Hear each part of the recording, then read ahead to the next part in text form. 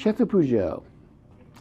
Yes, it's not the bike or the car, but the wine. Back when I was first getting into Bordeaux, when you wanted to drink wines from the left bank, but you wanted them to be like serious wines, most of them were a little out of my price range. And Moulis, which is a region, Medoc and Moulis, kind of was a place where I could spend $20 or so, and we're talking or $15, 30 years ago, and get a really quality wine for the money. The reason there's something about the terroir there that just endears me, and I can't really put my finger on it, other than the fact that when you taste Bordeaux, other than any other Cabernet-based wine in the world, you know it's Bordeaux. I mean, you could taste Argentine Cabernet, you could taste Napa Cabernet, you could taste Washington Cabernet, you could taste Italian Cabernet, Australian Cabernet, and yeah, you can kind of get the difference of place. But when you taste Bordeaux Cabernet-based wines, you know it's Bordeaux.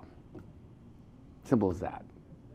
And so today we're talking about Chateau Poujeaux, but we're really talking about their second wine called La Salle de Poujeaux. And I've had older vintages of Poujeaux I had 82 out of half bottle. We had someone come in and had 82 half bottles, and I just bought them all because they were not that expensive, and it was 82 vintage. They were fantastic. We did a dinner when I was in Bordeaux once with zero was the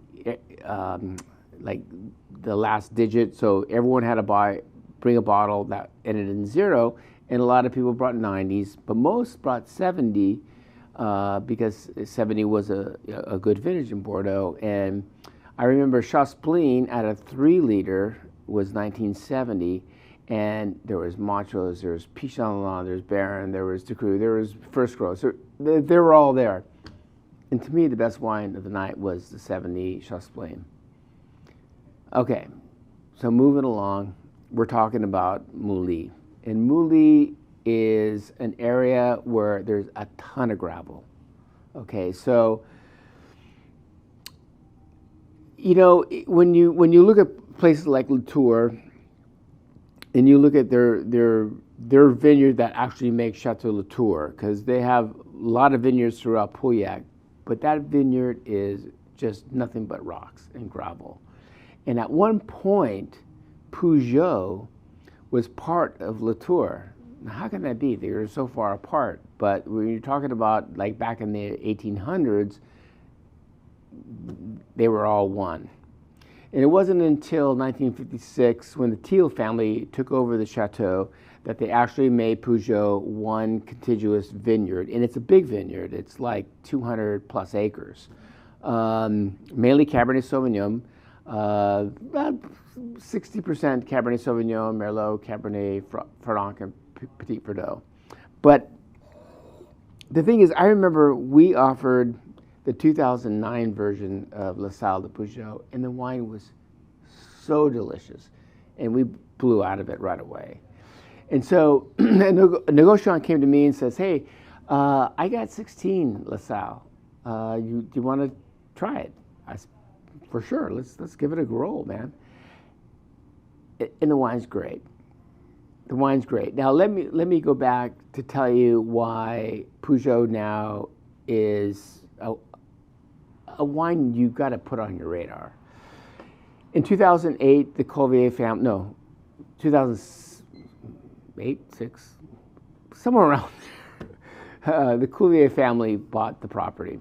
And if you know the Collier family or know of Matthew Collier, this family owns Clos Forte in the right bank.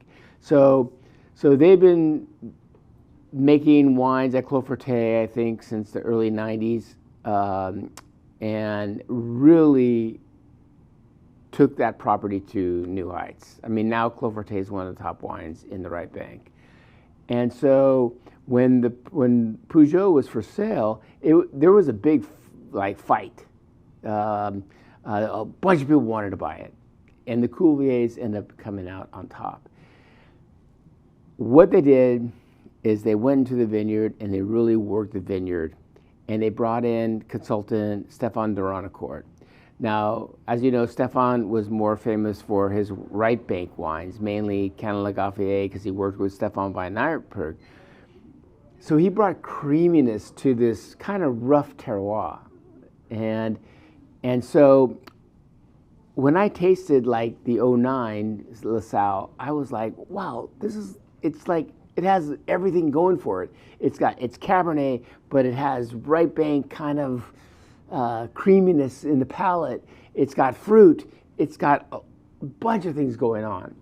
And so, so when I saw the 16, great vintage, now almost 10 years old, at a price I just couldn't pass up, I jumped on it.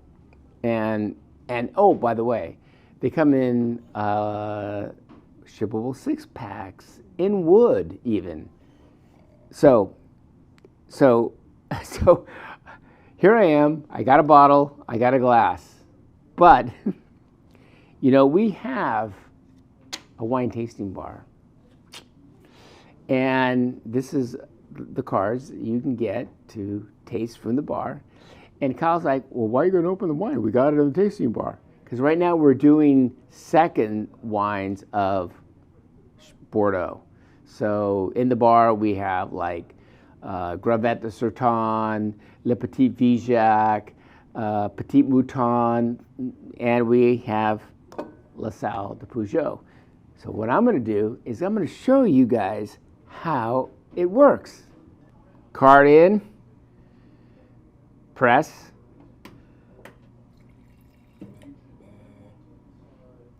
so we have 2 or 3 different levels, so you can get a 1 ounce, 3 ounce, and a 5 ounce pour. So there you go. So now I have La Salle, the Poujeaux, in my glass from our tasting machines. Although I like to open a bottle because actually it smells really good. So this cepage for La Salle is, I think it's 60% Cabernet Sauvignon and 30% Merlot, and then the rest Petit Verdot and Cabernet Franc. Aged 12 months in French oak barrels, 30% new. They want to keep the freshness of the second wines, but now we're talking about 10 years old, or nearly 10 years old.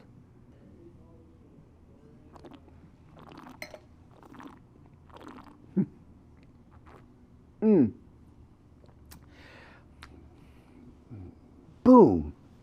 This is what I love about Bordeaux. This tastes like Bordeaux. That soil, that rocky and stone and mineral and all that kind of stuff. And that, again, going back to cedar or cigar backs, currants, like black currant fruit.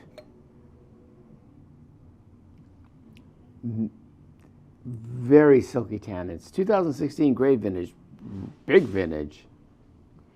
But you have the Durancourt here. I mean, this is like something that, a lot of right bank guys going into the left bank, it's a totally different vibe, for them. You have Loud de Clos going into the left bank, famous enologist, Roland, when he went in, and that's a perfect example. When Michel Roland went to the left bank, he did Le Beau Poifferet, he does Ponte Canet, and you see what happened to those wines when those enologists go in and really work on the blend.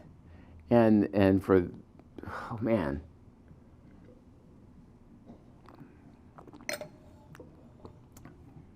Ten-year-old Bordeaux, nearly. 1998. Shippable wood 6-packs. Hello. No critic reviews. I guess they didn't feel like they could do a second wine from Poujeaux, but Poujeaux gets great reviews.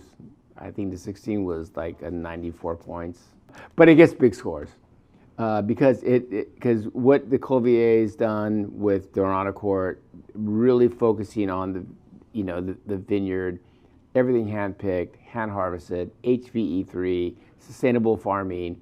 They actually do. They use the optical sorter when they do the sorting.